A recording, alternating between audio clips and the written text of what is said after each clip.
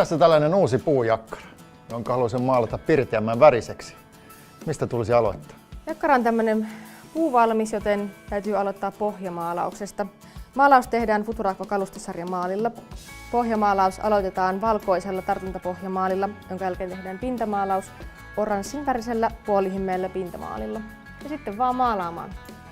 Maalaus kannattaa aloittaa sisäpinnoilta ja maalata vasta viimeiseksi kaikkein näkyvimmät osat. Miksi en suoraan voi lähteä maalaamaan värillä? Miksi pohjamaali? Pohjamaalin tarkoitus on antaa pintamaalille mahdollisimman hyvä tartunta-alusta.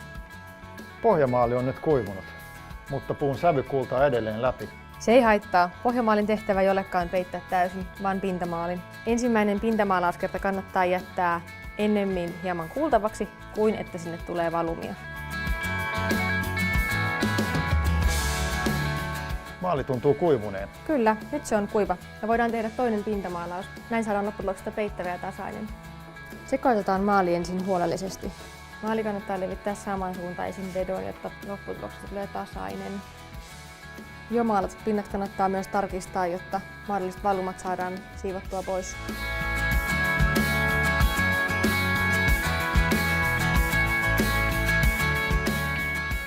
No niin, pintahan näyttää erittäin tasaiselta.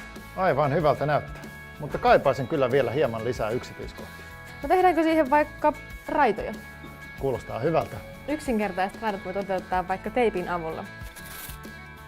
Teippi kannattaa painaa kiinni kunnolla, jotta maali ei ui teipin alle.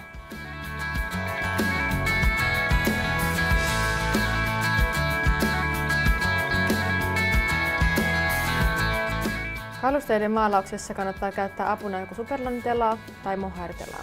Näin pinnasta saadaan tasainen.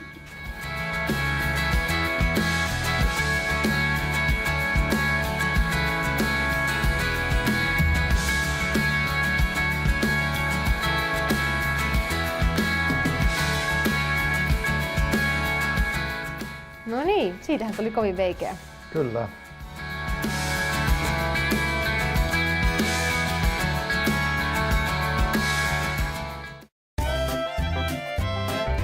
Helpoksi, hienoksi, värikkääksi, kestäväksi Teknos.